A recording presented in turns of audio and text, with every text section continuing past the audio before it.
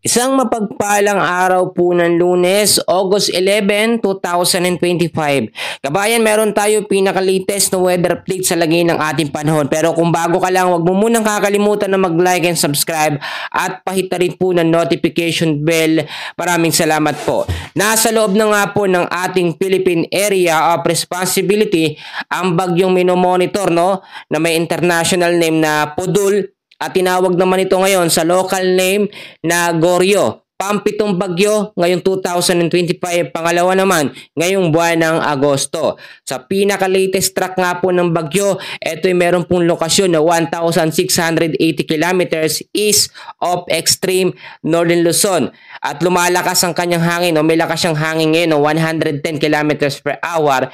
Malapit pa rin po sa sentro na bumubugso naman up to 135 kilometers per hour. Kung makikita nyo sa ating tinatawag na track and intensity forecast, mga kaibigan, unti-unti nitong babaybayin ang extreme northern Luzon. So yung mga apektadong lugar sa extreme northern Luzon, kasama ho dyan ang Batanes Group of Island, ang Cagayan Valley, kasama dyan ang Isabela, Nueva Vizcaya at Quirino. Ilang bahagi din ng Ilocos Region na maaapektuhan: Ilocos Norte, Ilocos Sur, La Union at Pangasinan. Sa Metro Manila naman, mga kaibigan, possible na yung trap or extension ng hangin na magpapalakas dito sa habagat ang makakaapekto. So maging handa pa rin po tayo sa mga posibilidad na pwede pong mangyari. So balikan natin, mga kaibigan, yung track at intensity forecast. Ito nga pong si Bagyong Goryo o Pudul international name. Kung makikita nyo,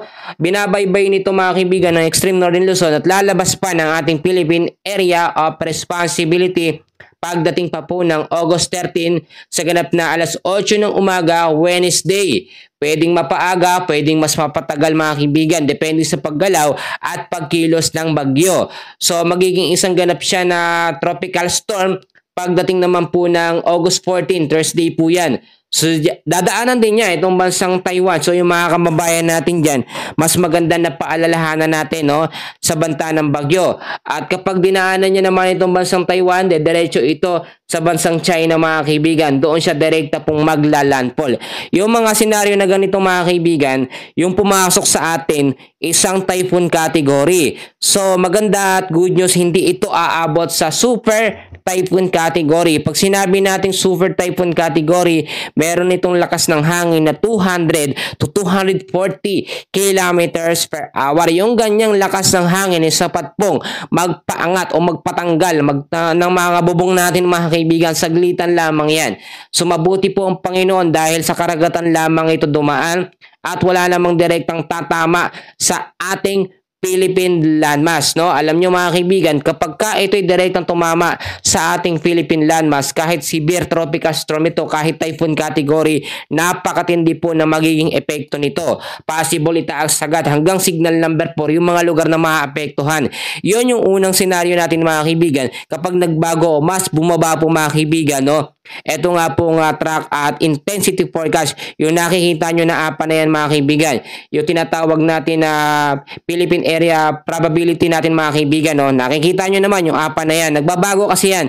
Ngayon kasi may high pressure na humahatak po, mga kaibigan, dyan sa area of probability natin papataas. So yung possible, mga kaibigan, mag-record pa siya ng mas mataas, mga kaibigan. So good news ito, habang lumalayo, mga kaibigan, ito nga pong si Bagyong Goryo, humihina naman ang epekto niya sa habagat or southwest monsoon. Pero habang nasa loob po, mga kaibigan ko, ng ating Philippine Area of Responsibility, ito nga pong si Bagyong Goryo ay patuloy naman din magbibigay ng pag-uulan ang habagat or southwest monsoon sa ilang bahagi ng ating bansa. Ganun pa rin, maapektado pa rin ang habagat ng Ilocos Region, Batanes, Babuyan Island. Asahan ng maulap na kalangitan na meron po mga scattered rains and thunderstorm. Ganun din sa Metro Manila, Zambales, Cavite, Batangas, Occidental Mindoro at Palawan dahil pa rin yan sa habagat or southwest monsoon. Ang ilang bahagi ng ating bansa ay patuloy pa rin makakaranas ng cloudy skies with isolated rain showers or thunderstorm dahil po sa mga localized thunderstorm. So mga kaibigan, kapag nagsabay-sabayan, matindi yung magiging epekto. Pero asahan pa rin natin may posibilidad pa rin sa ilang bahagi ng ating bansa sa Metro Manila ay makaranas po ng magandang panahon dahil kung makikita nyo naman, wala naman talagang direktang pagtama o paglandfall. Ito nga pong si Bagyong Goryo sa ating Philippine landmass, gigilid lang siya pero hindi pa rin natin niro-rule out yung mga possibilities na pwedeng mangyari kapag nagbago yung galaw nito.